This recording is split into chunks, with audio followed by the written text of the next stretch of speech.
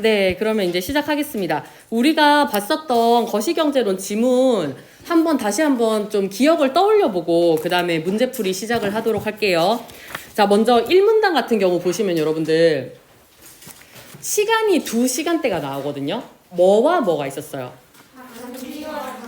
자, 단기와 장기가 있었습니다. 기억 한번 떠올려서 얘기해 볼게요.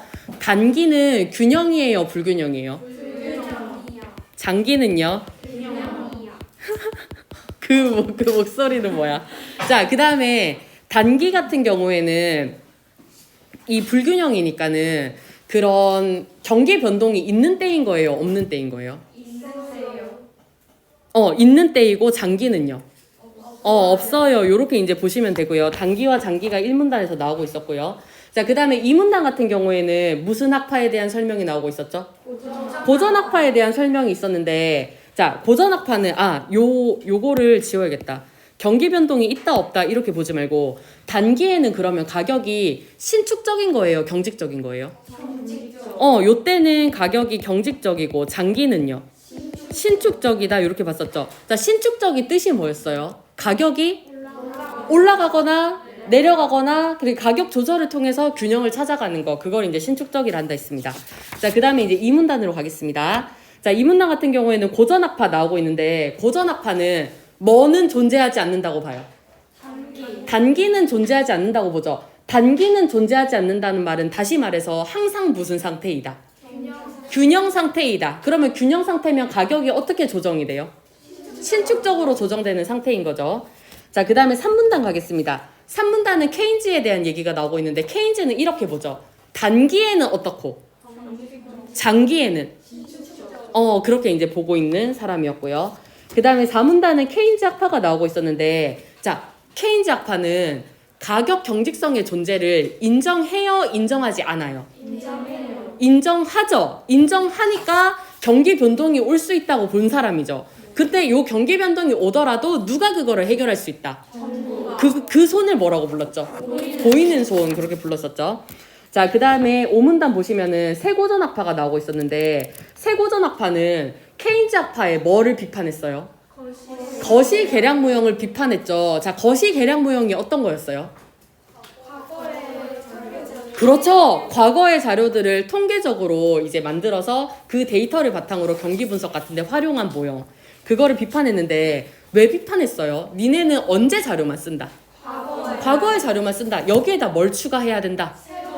새로운 정보도 추가해야 되고, 그 정보에 대해서 사람들의 예상이 달라지는 거, 그런 거를 무슨 분석이라는데 했죠?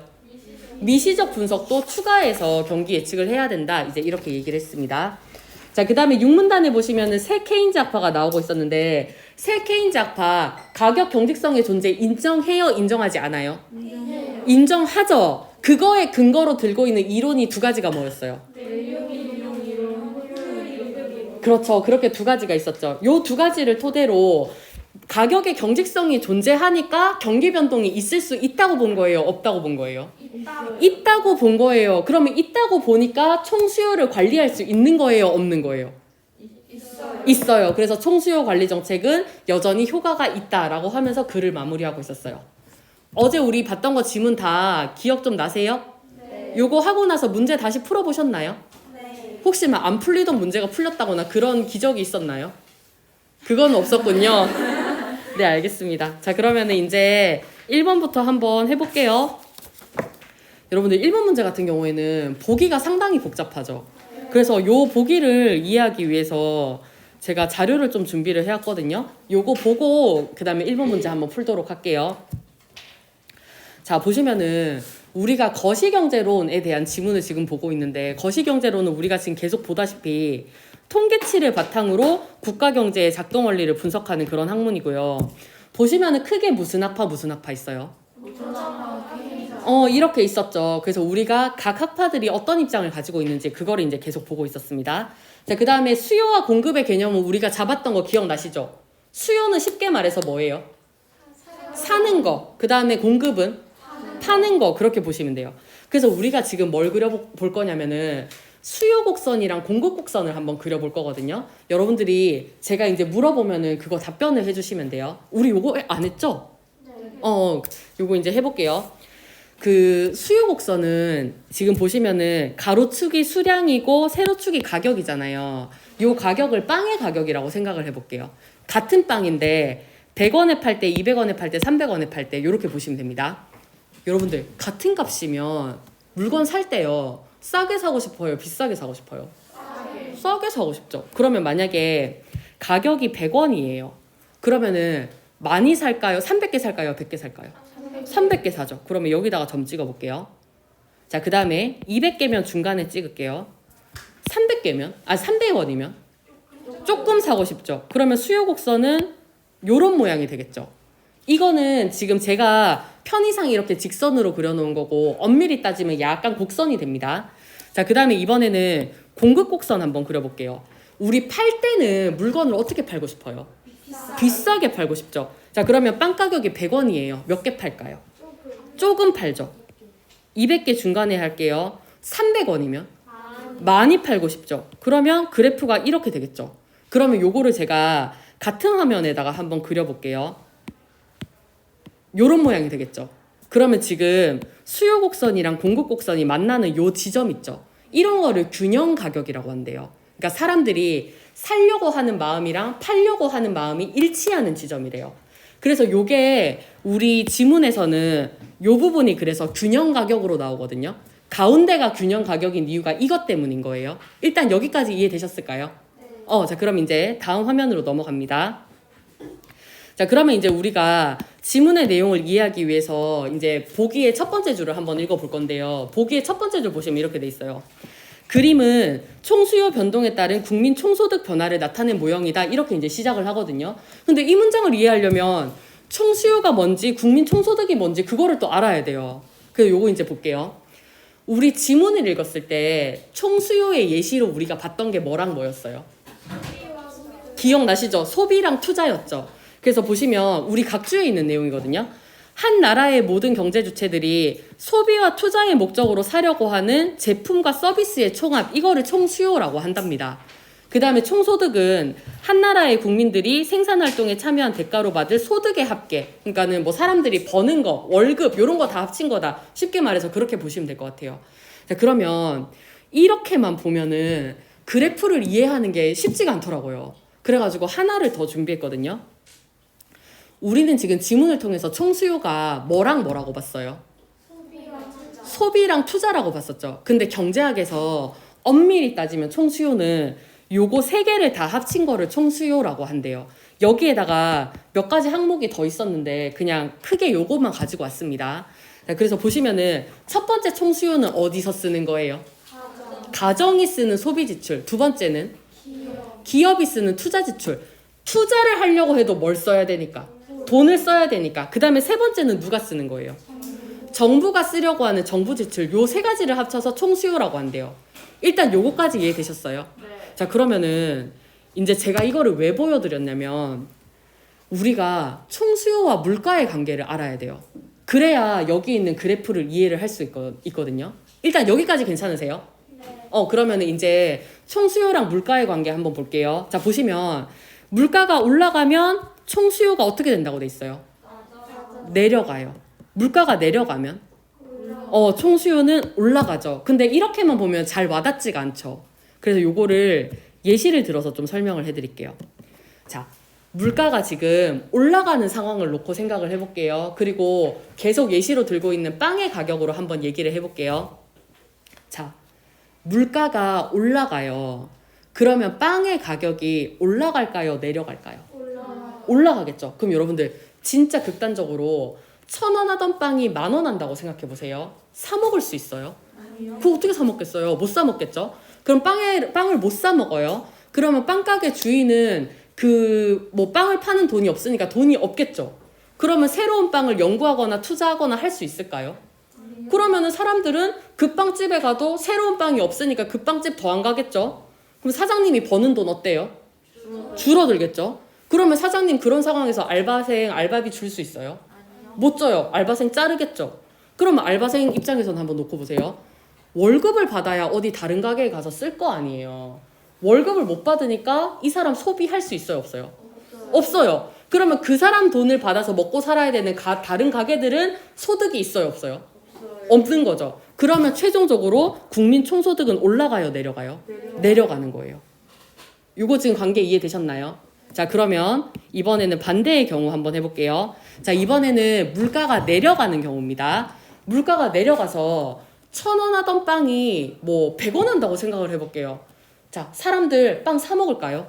네. 엄청 사 먹겠죠. 그러면 사장님 돈 버니까 그 돈 가지고 뭐 새로운 빵 연구할 수 있겠죠. 그러면은 사람들은 그 빵집에 가면 새로운 빵이 있으니까 또 사 먹고, 사장님 뭐 많이 벌어요? 돈 많이 벌죠. 그러면 이제 알바생 뭐 잘 줄 수 있어요? 월급이나 보너스나 잘 줄 수 있겠죠. 그럼 알바생은 그 월급 받아가지고 다른 가게 가서 또 쓰고, 그럼 그 다른 가게 주인들은 또 뭐 벌어요? 돈 벌죠. 그러면 국민 총소득이 어떻게 돼요? 올라가게 되는 거. 요거 지금 관계 이해되셨나요? 자, 그러면 이제 우리 본문에 있는 보기에 있는 그래프를 한번 보도록 하겠습니다. 자, 보시면은 그래프에 뭐 P, A, D, Y 이런 말이 있잖아요. 그냥 요거를 허투루 보지 마시고 왜 요런 기호들이 쓰였는지를 잘 보세요. 왜냐면 다음에 이런 그래프가 또 나올 수도 있으니까. 자, 그럼 한번 볼게요. 일단 세로축이 P죠. 요 P가 프라이스의 P래요. 그리고 우리 지문에서는 뭘로 지금 번역이 됐냐면 물가로 번역이 됐습니다. 일단 P 괜찮으세요? 자, 그 다음에 Y는요, yield, 생산의 이제 약자인데, 요거는 지금 무슨 말로 번역이 됐냐면, 국민 총소득으로 번역이 됐어요. 자, 아까 물가와 총소득의 관계, 그 기억나시나요? 자, 그럼 한번 말해볼까요? 물가가 올라가면 어떻게 된다고요? 국민 총소득은 줄어들어요. 자, 물가가 내려가면? 올라가요. 기억이 잘 안 나시면은, 아, 그래, 물가가 올라가면 빵 가격이 올라가고, 이렇게 해서 쭉쭉쭉쭉 한번 기억을 떠올려 보세요. 그 다음에 우리가 지금 곡선을 하나 그릴 건데, 그 곡선의 이름이 AD 곡선이거든요. A는 합계를 의미하고, D는 수요를 의미해요. 그래서 총 수요. 그래서 AD 곡선이 총 수요 곡선입니다. 자, 일단 그러면 용어 의미는 이해되셨을까요? 그럼 이제 점 찍어 볼게요. 일단 기준점을 하나 찍을 거예요. 그 다음에 여러분들이 지금 방금 보신 거 바탕으로 저한테 얘기해 주세요. 물가가 높을 때 국민 총소득 낮다 했어요? 높다 했어요? 낮다 했죠. 그럼 물가가 높고 요 국민 총소득은 낮고, 여기다가 점 찍으면 되겠죠. 요거 왜 점 여기다 찍는지 이해되세요? 자, 그 다음에 물가가 낮으면 국민 총소득 어떻다 했어요? 높다 했었죠. 그러면 여기다가 점 찍으면 되겠죠. 그러면 요 곡선의 모양이 이런 모양이 되겠죠. 왜 이런 모양이 되는지 이해되세요? 네. 자, 그러면 이거랑 우리 보기 있는 그래프랑 한번 비교해 보세요. 요렇게 되는 거예요. 이해되셨을까요? 네. 그러면은 이제 요거 바탕으로 해서 이제 보기 있는 그래프를 한번 하나씩 읽으면서 보도록 하겠습니다. 여기까지 괜찮으세요? 네. 자, 그럼 이제 시작합니다. 갔다 오세요. 자, 그림은 총수요 변동에 따른 국민 총소득 변화를 나타낸 모형이다 라고 하면서, 여기 보시면 요런 기호가 있죠. 요거는 Y스타라고 읽는답니다. 요거는 민기쌤께 여쭤봤어요. 그 Y별이라고 읽어야 되는지. Y스타랍니다. Y스타는 장기 균형 국민 총소득 수준을 나타낸다 라고 되어 있거든요. 자, 요거는 제가 형광펜으로 한번 색칠을 해볼 거예요. Y스타 어디예요? 가운데 있는 선이죠. 요게 뭐라는 거예요? 균형 가격. 그래서 여기가 장기 균형이라는 거예요. 자, 요게 왜 균형 가격인지 이해되셨나요? 네. 자, 다음 갑니다. AD 곡선은 총 수요를 나타낸답니다. 자, 총 수요의 예시 아까 세 가지 뭐 있었어요? 첫 번째, 가계 소비. 두 번째, 정부 전에 기업 투자. 세 번째, 정부 지출. 이런 것들을 총 수요라고 한다고 했었죠. 총 수요를 나타낸다. 자, 그래서 보시면 총수요가 증가하면 AD 곡선이 우측으로 가고요.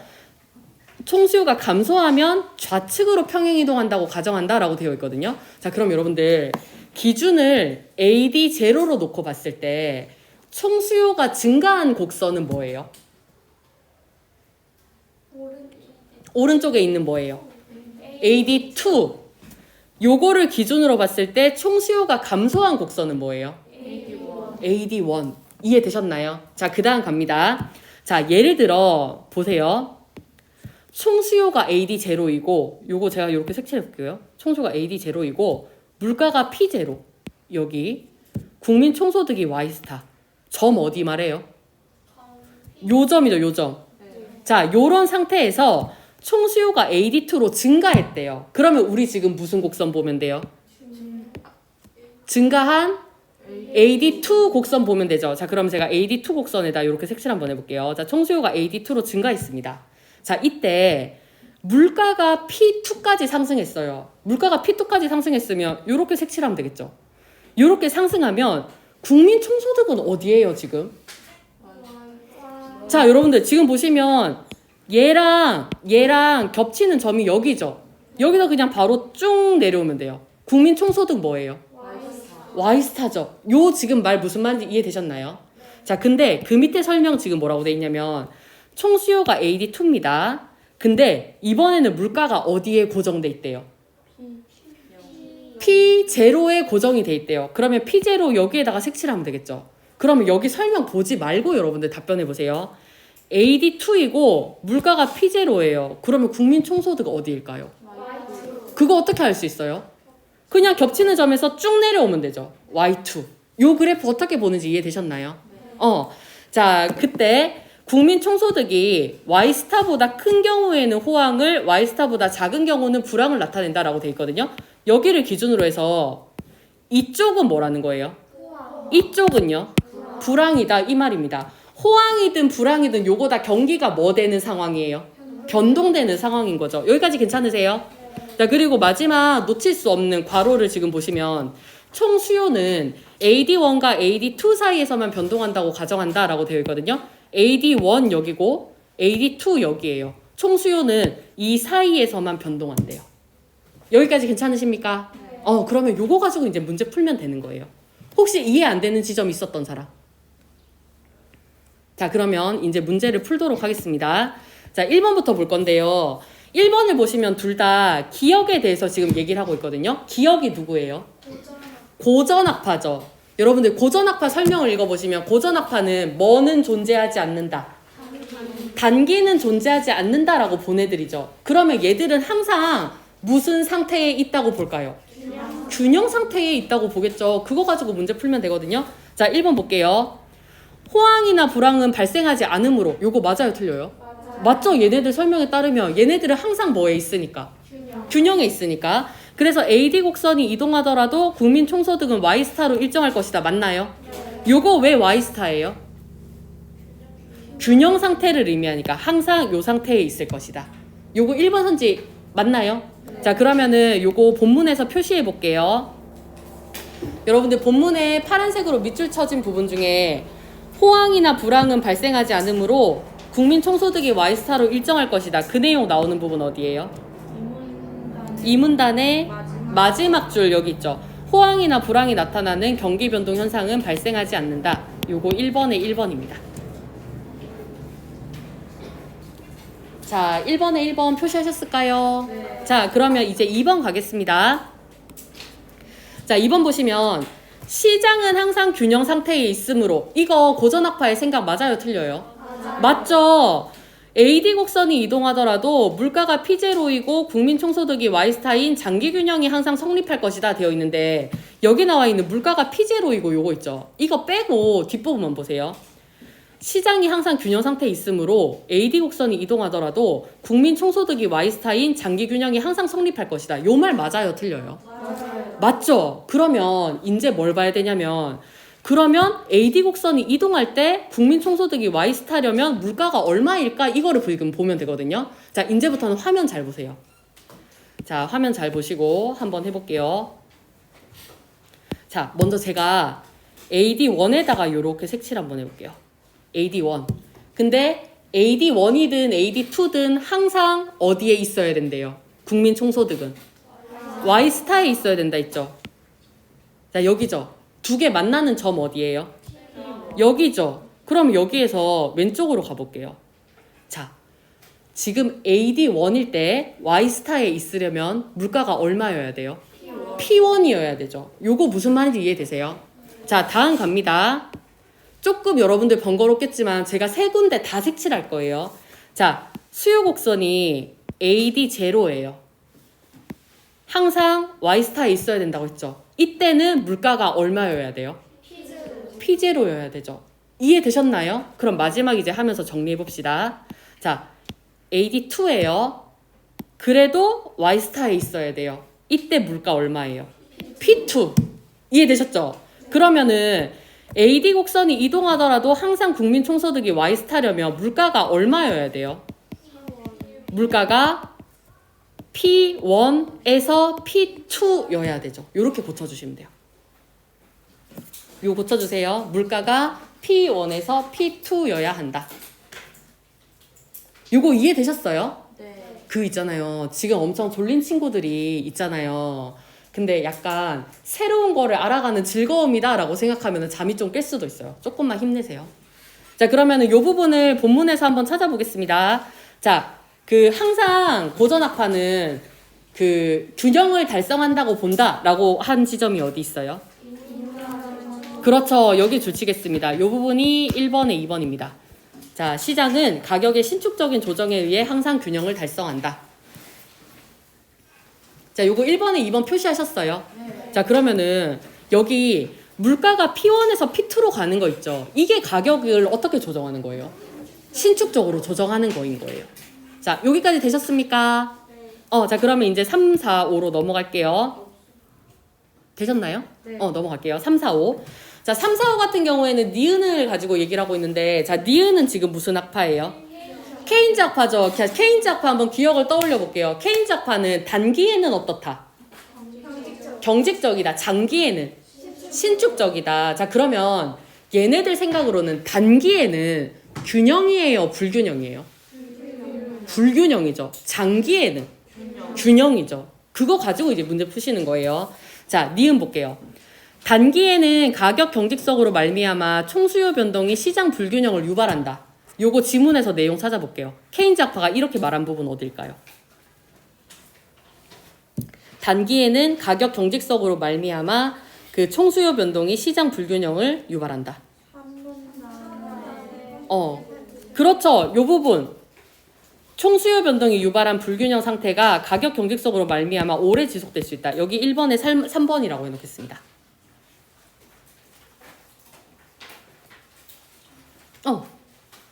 자, 요거 표시하셨어요? 자, 그러면 표시해놓고 계속 한번 볼게요. 자, 유발함으로, 그럼 요거는 여기까지는 지문에 있는 설명이었어요. AD 곡선이 이동할 때 물가는 P1과 P2 사이의 폭보다 작은 폭으로 변화하여 국민 총소득은 Y스타를 이탈할 것이다 라고 했는데, 여러분들 요 화면 한번 보실래요? 요거 세 번째, 네 번째 줄 빼고요. 단기에는 총수요 변동이 시장 불균형을 유발하므로 국민 총소득은 Y스타를 이탈할 것이다.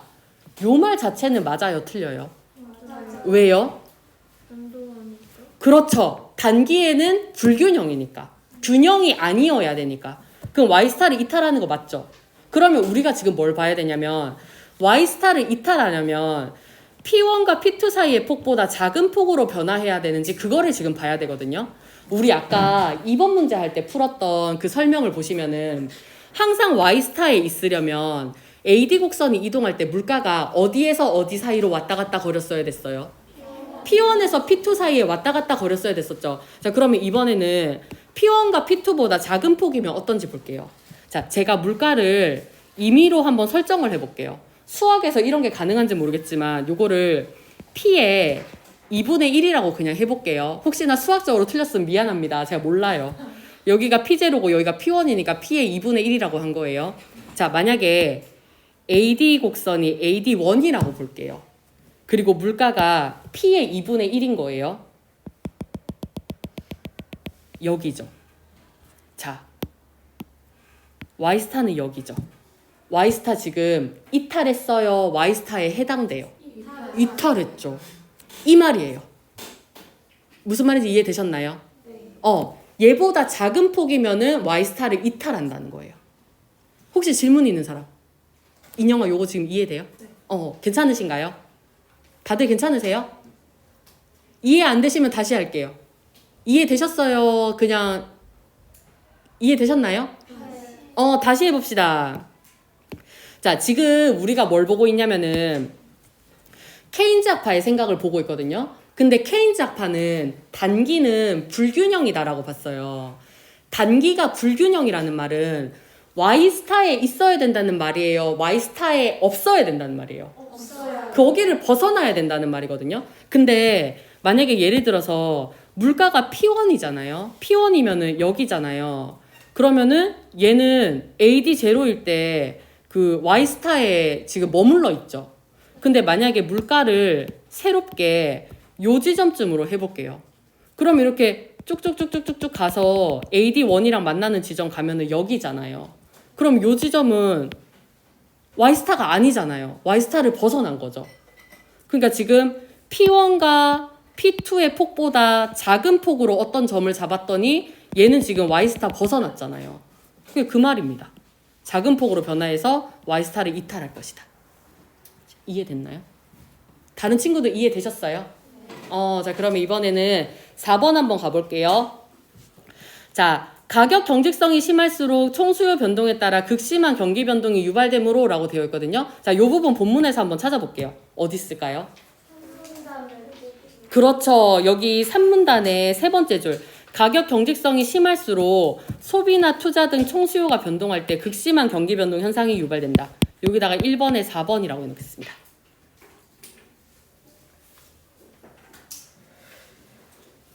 자, 되셨나요? 네. 자, 그러면은 다시 이제 넘어올게요.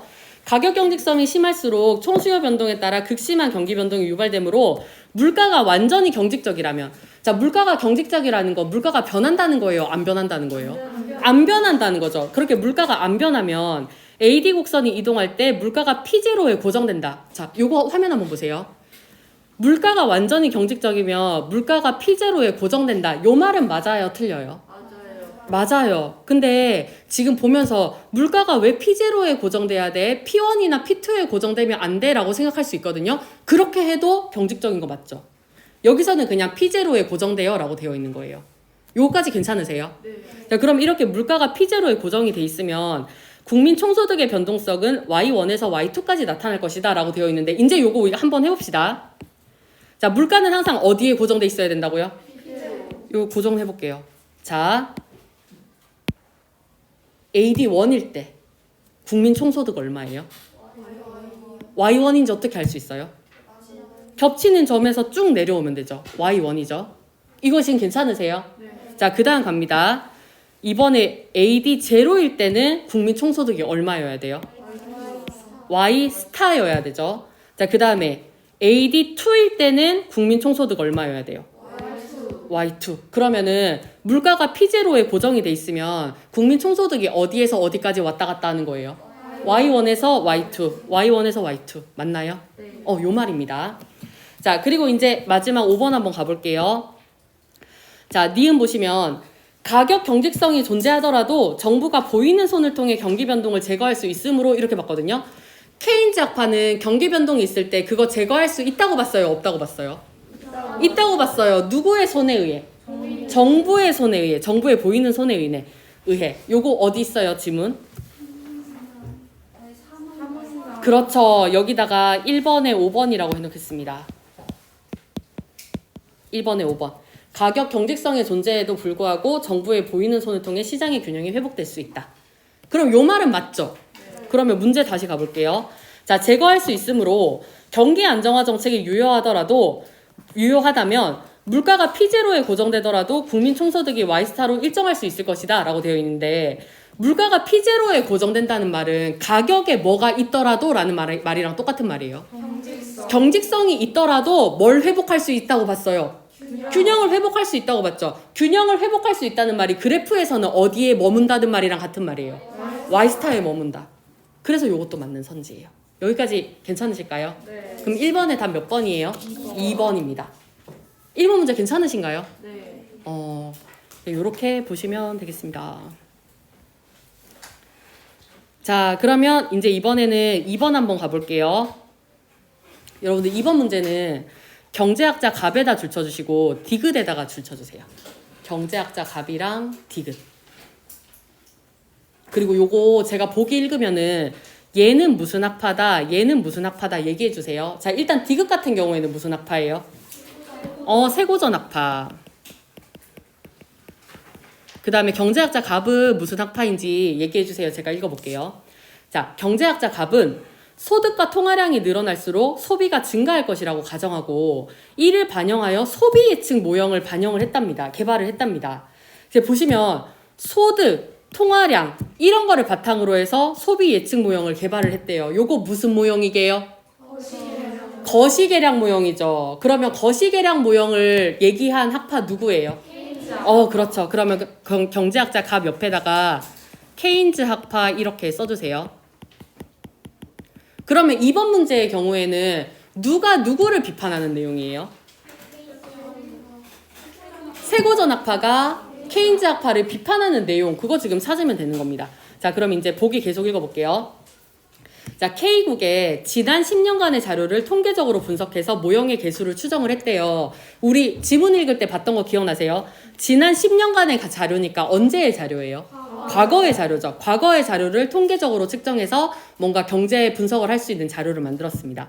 자, 모형의 분석 결과 갑은 통계량이 증가하면 다음 달에 소비가 증가한다는 결론을 도출을 했대요. 자, 예를 들면 이런 거예요. 우리 지난 시간에 했을 때 돈을 찍어내는 은행 어디라 있어요? 한국은행이라 했었죠. 한국은행에서 10,000원짜리 지폐를 1000장을 찍어서 시중에 풀면 그 다음 달에 뭐가 증가한다는 거예요?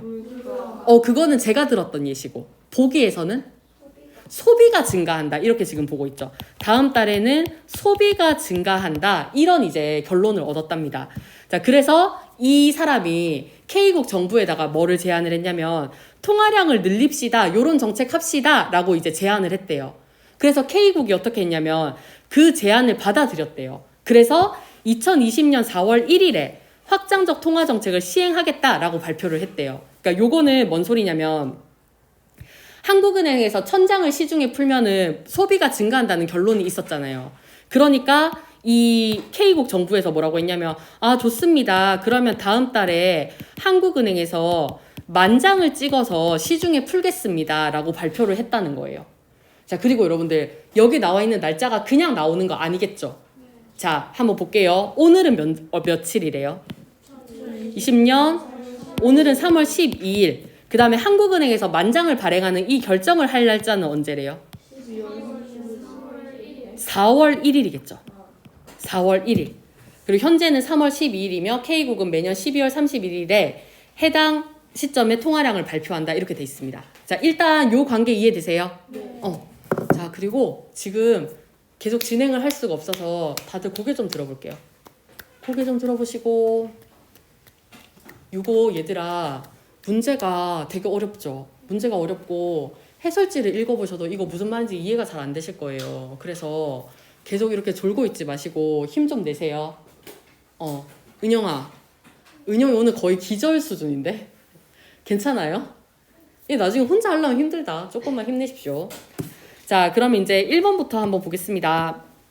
자, 1번 보시면은 K국의 확장적 통화 정책이 2019년의 통화량에 대한 K국 국민의 합리적 기대 형성에 영향을 미쳐 K국 국민들의 반응이 바뀔 수 있다는 점을 고려하지 않았다 이렇게 지금 돼 있는데, 여기 2019년의 통화량 여기다가 줄 한번 쳐볼게요. 여러분들 2019년의 통화량이면 언제의 통화량이래요? 과거의 통화량이죠. 근데 우리 기대라는 거는 과거에 기대해요? 미래에 기대해요? 미래에 기대하는 거죠. 그럼 지금 보시면은 과거에 기대한다라는 말 자체가 안 되잖아요. 그래서 지금 1번이 틀렸습니다. 그리고 요거랑 관련 있는 부분 표시 한번 해볼게요. 여기다 표시해볼게요. 새로운 정보가 전해지면 경제 주체들은 기존에 보유하고 있던 정보에 추가된 정보들을 반영하여 합리적으로 기대를 형성하고 이에 따라 반응을 바꾼다. 요 부분이 2번의 1번의 근거입니다.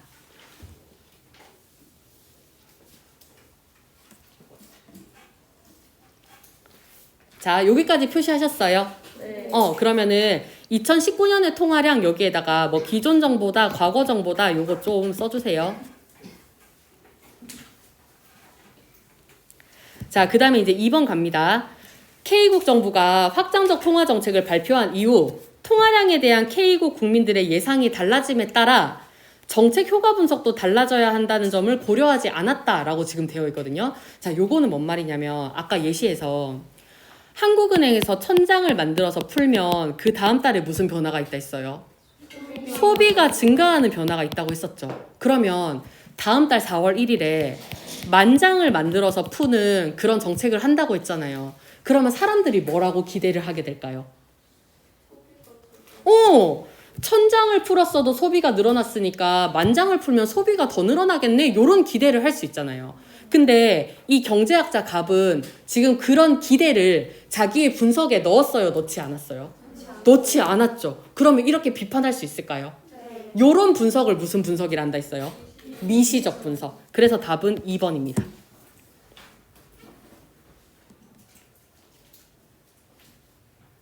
자, 그래서 요거는 근거 부분이 똑같습니다. 요 부분입니다. 2번에 1번이라고 해놓은 부분 밑에다가 2번에 2번이라고 표시해주세요.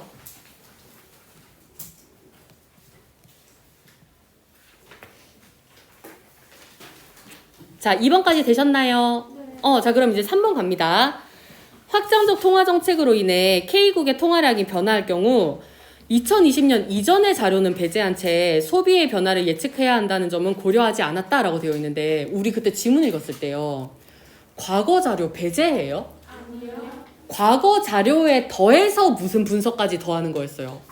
미시적 분석까지 더하는 거였죠. 과거 자료 배제하면 안 되죠.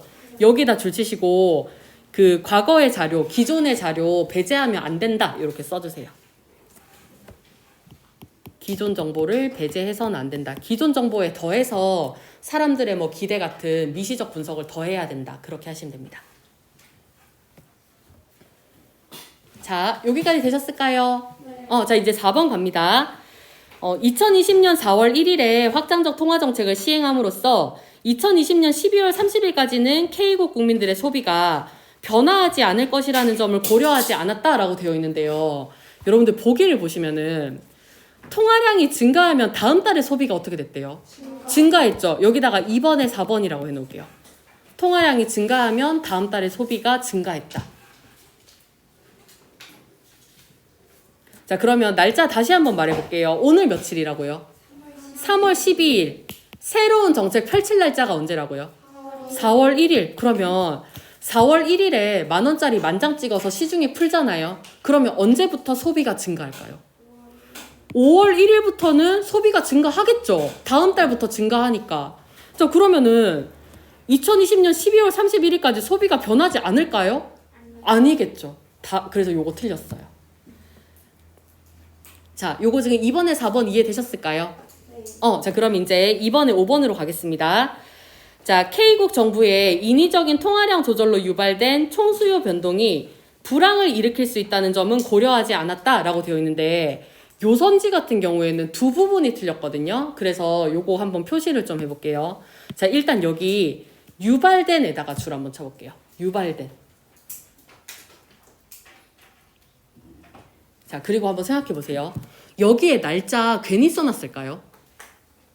아니겠죠. 의도가 있어서 써놨겠죠. 그러면은 K국 정부가 인위적인 통화량 조절을 해야 총수요 변동이 유발이 되겠죠. 근데 오늘 날짜 며칠이라고요? 3월 12일. 그 다음에 새로운 정책 펼 날짜가 언제라고요? 4월 1일. 그러면 지금 통화량 조절했어요? 안 했어요? 안 했어요. 요 부분이 일단 틀렸습니다. 요거 써놓을게요. 현재 날짜는 3월 12일. 그 다음에 새 정책은 4월 1일. 그래서 아직까지는 통화량 조절이 안 됐다. 요거 써놓을게요.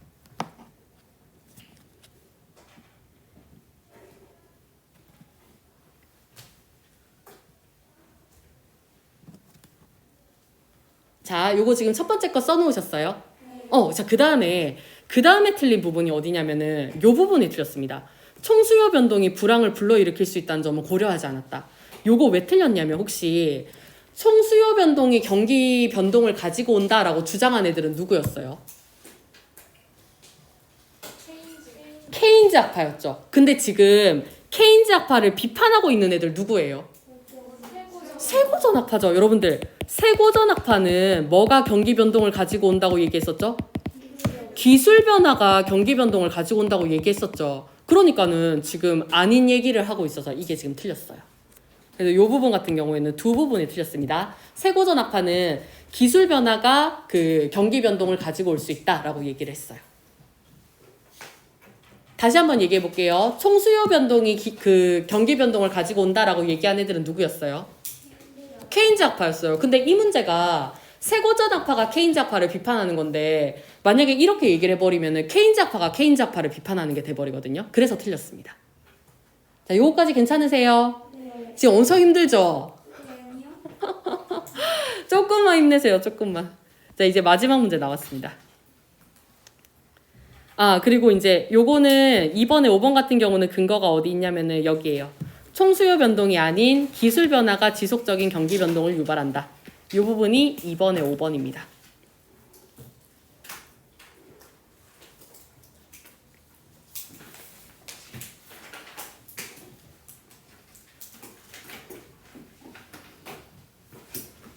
자, 여기까지 되셨어요? 자, 그리고 이제 우리 마지막 5분이 남았어요. 마지막 5분 동안 3번을 끝내야 돼요. 못 끝내면 쉬는 시간 넘어갈 거예요. 그래서 여러분들의 협조를 좀 부탁드립니다. 아시는 부분이 있으시면 대답을 빨리빨리 해주세요. 자, A를 이해한 내용으로 가장 적절한 것은 되어 있는데 A 부분에 나와 있는 학파가 누구였어요?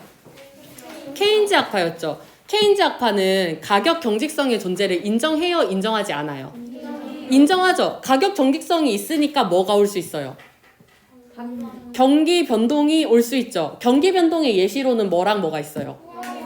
자, 요런 경기 변동이 있으면은 그거 조절하는 정책 펼칠 수 있나요? 네. 자, 있겠죠. 그런 정책을 무슨 정책이라고 했어요?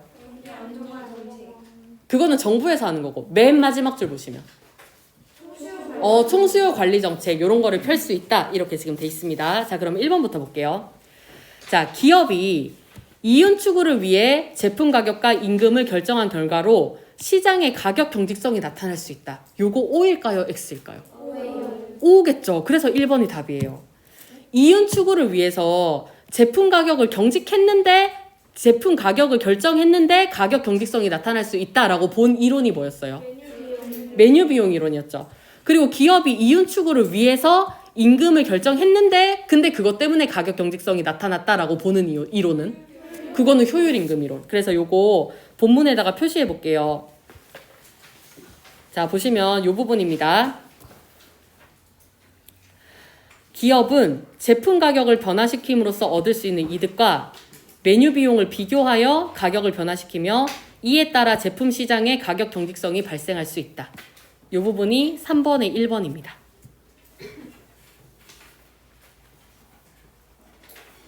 자, 3번에 1번 되셨어요? 네. 답은 1번이고요.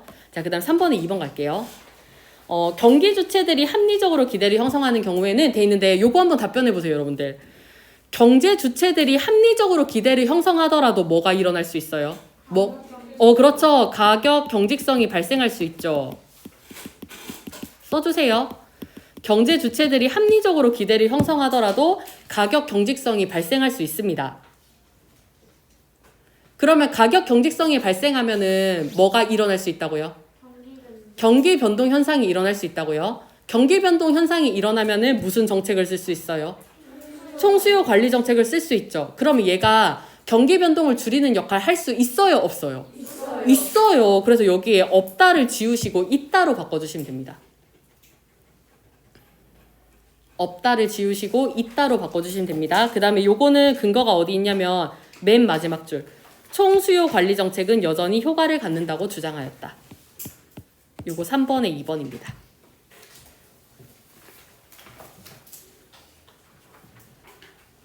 자, 여기까지 되셨을까요? 네. 자, 그럼 이제 3번 갑니다. 자, 3번 같은 경우에는 요거 한번 잘 보세요. 자, 기업이 제품 시장은 공급자로 참여를 하고요. 요거 선지 이렇게 표시할게요. 노동 시장은 수요자로 참여를 하죠. CJ 같은 경우 생각해보면 제품 시장에서는 만두 만들어서 공급하죠. 그 다음에 노동 시장에서는 노동자들 고용해서 만두 만들잖아요. 그러면 수요자죠. 자, 근데 그거의 행동 차이로 인해 라고 되어 있는데 이 기업들이 수요자일 때랑 공급자일 때 행동 차이가 있다라는 말이 지문에 있나요? 없어요. 지문에 없었어요. 행동 차이가 있다는 말이. 얘들은 공급자로 참여하든 수요자로 참여하든 둘 다 뭐 벌려고 하는 거예요? 돈 벌려고 하는 거죠. 근데 뭐 기업의 행동 차이가 있다 이런 말 없습니다. 그리고 기업의 행동 차이가 있으면 시장의 가격 경직성이 제거될 수 있다. 이런 말 있나요? 아니요. 이 말도 없어요. 그래서 이게 틀렸습니다. 자, 3번까지 되셨을까요? 네. 그럼 이제 4번 갑니다. 자, 4번은 잘 이해를 하셔야 돼요. 메뉴 비용의 크기가 클수록 제품 가격의 변동성 역시 커진다는 것을 밝힐 수 있다면 제품 시장에 존재하는 가격 경직성의 근거를 입증할 수 있다. 이렇게 돼 있는데 여러분들 이거 한번 생각해 보세요. 자, CJ 사례를 예로 한번 해볼게요. 그 만두 가격을 6,900원에서 7,100원으로 올렸을 때 내가 얻을 수 있는 이득이 10억인 거예요. 근데 메뉴 비용이 20억인 거예요. 그러면 가격이 변동이 될까요? 안 될까요? 안 돼요. 안 되겠죠. 그러면 메뉴 비용의 크기가 클수록 제품 가격의 변동성이 커져요? 안 변해요? 안 돼요. 안 변하죠. 그러면 일단 이 부분 틀렸죠. 자, 그 다음에 만약에 제품 가격의 변동성이 커진다라는 게 만약에 맞다고 쳐요. 가격이 변동되는 거는 신축성이에요? 경직성이에요? 그거는 신축성이죠. 그러면 가격 경직성의 근거를 입증하는 게 아니라 뭐의 근거를 입증할 수 있는 거예요? 신축성의 근거를 입증할 수 있는 거죠. 그래서 두 부분이 틀렸어요. 자, 하나만 더 하고 마무리할게요. 자, 요거는 요렇게 이해를 하시면 됩니다. 자, 그리고 3번에 5번까지만 하고 마무리할게요. 괜찮으신가요? 네. 빨리 하고 마무리합시다. 자, 보시면은 기업이 노동시장의 균형임금보다 높은 임금을 노동자에게 지급하는 거. 자, 요거 무슨 이론이었어요? 효율임금 이론이었죠. 효율임금을 줌으로써 생산성을 높일 수 있다면 노동의 초과 수요가 발생하더라도 임금이 하락할 수 있다. 이렇게 되어 있는데 여러분들 그때 편의점 예시 들었던 거 생각해 보세요. 얘네 둘 다 2만 원 주고 일 시키다가 만약에 한 명 자르게 되더라도 여전히 얼마 준다 했어요? 2만 원 준다 했었죠. 그러면 임금이 하락하는 게 아니라 임금은 항상 얼마예요? 2만 원. 2만 원, 높은 임금. 그래서 임금이 하락하는 게 아니라 계속 높은 임금을 주는 거다. 이렇게 정리를 하시면 되고요. 요거 쓰셨을까요? 요거는 지문의 근거가 어디 있냐면 여기 있습니다. 임금이 높을수록 노동자의 생산성이 높아진다. 그러니까 임금이 낮아지지 않고요. 항상 높은 상태. 이렇게 이해를 하시면 돼요. 자, 다 되셨을까요? 여기까지입니다. 수고하셨습니다.